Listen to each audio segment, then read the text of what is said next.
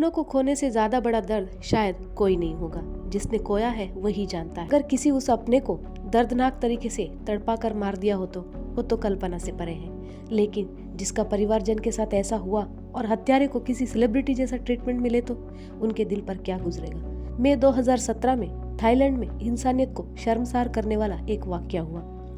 पीड़ित के परिवार के साथ सहानुभूति की जगह खूनी की वाहवाही हुई। उनका खूबसूरती का बखान हुआ। उन्हें आदर सत्कार के साथ जेल में रखा गया। सुनकर आपको अजीब लगा होगा, लेकिन इस कहानी को पूरा सुनेंगे तो इंसानियत पर घिन जरूर आएगी।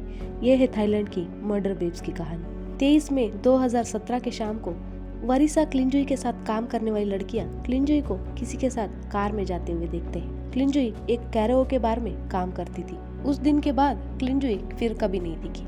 क्लिंजुई को ढूंढ रही पुलिस बार के बाहर लगी हुई सीसीटीवी खंगालती है तो पता चलता है कि 3 लोग क्लिंजुई को जबरन कार में बिठा रहे थे। 2 दिन बाद 25 मई को खोनकेन जिले के एक सुनसान जगह पर राह चलता आदमी ने पुलिस को कुछ गड़बड़ होने का सूचना देता है। उस सूचना पर जगह पर पहुंची पुलिस को क्लिंजुई का लाश मिलती है। क्लिंजुई का शरीर को 2 हिस्सों में काटा गया था। कचरे की थैली में भरकर बाल्टी के साथ छोटे से गड्ढे में गाड़ा गया था। उसकी शरीर पर बनी टैटू से पुलिस क्लिंजुई का शिनाख्त करती है।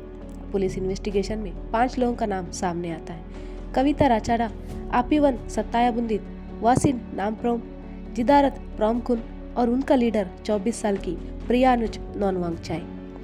असल में क्लिंजुई, कविता और नॉनवांगचाई साथ में बार में काम करती थी और वो दोस्त भी थी। ये सब नशे की आदी थी और साथ में ड्रग्स लेते थे। नॉनवांगचाई का पति ड्रग्स बेचता था। उससे क्लिंजुई ने करीब 75,000 रुपए के उधारी पर ड्रग्स लिए थे। क्लिंजुई जब ये उधार नहीं लौटा पाई तो उसने नॉनवांगचाई के पति के खिलाफ पुलिस को खबर दी। नॉनवांगचाई का पति अरेस्ट हो जाता है और उससे नॉनवांगचाई बहुत गुस्सा हो जाती है। नॉनवांगचाई उससे बदला लेना चाहती थी। असल में नॉनवांगचाई एक गरीब परिवार से थी। उसने पैसे और ऐशो आराम की जिंदगी की लालच में पेशावृत्ति अपनाई। उसने अपने पूरे शरीर पर प्लास्टिक सर्जरी करवाई थी। नॉनवांगचाई क्लिंजुई को सबक सिखाने के कारण से उसे मार डाला और उसके शरीर को टुकड़े करके गाड़ दिया। कत्ल के दूसरे दिन ही सारे कातिल म्यांमार भाग जाते हैं। वहाँ बड़े ही आराम से अपना वेश्यावृत्ति को जारी रखते हैं और शॉपिंग भी करते हैं। पुलिस का प्रेशर बढ़ने के बाद वो अपने आप को पुलिस के सामने सरेंडर कर देते हैं। यहाँ तक तो हर खून, मकसद और गिरफ्तारी का आम श्रृंखला थी। लेकिन आगे जो हुआ, आज की मीडिया और इंटरनेट का असल चेहरा सामने लाया। न्यूज चैनल और इंटरनेट ने इस अमानुष खूनियों को सेलिब्रिटी बना दिया। मीडिया नॉनवांगचाई की खूबसूरती का तारीफ करते नहीं थकी। उन्हें मर्डर बेब्स बुलाने लगी।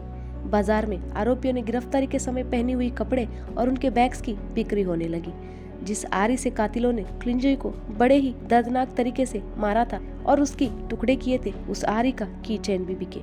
इसका असर पुलिस पर भी पड़ा। मर्डर बेब्स को पुलिस स्टेशन में सिगरेट पीते हुए, फेस मास्क लगाए हुए और पुलिस वालों के साथ सेल्फी लेते हुए देखा गया और इसका तस्वीर इंटरनेट पर खूब वायरल हुआ।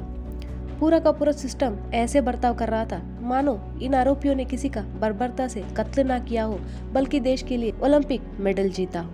इंसानियत और संवेदना का धज्जियां उड़ रही थी। जून 2017 में मर्डर बेब्स की गिरफ्तारी के बाद उन्हें थाईलैंड लाया गया और उन पर कत्ल, चोरी, डेड बॉडी छुपाने और सबूत मिटाने का आरोप लगाए गए।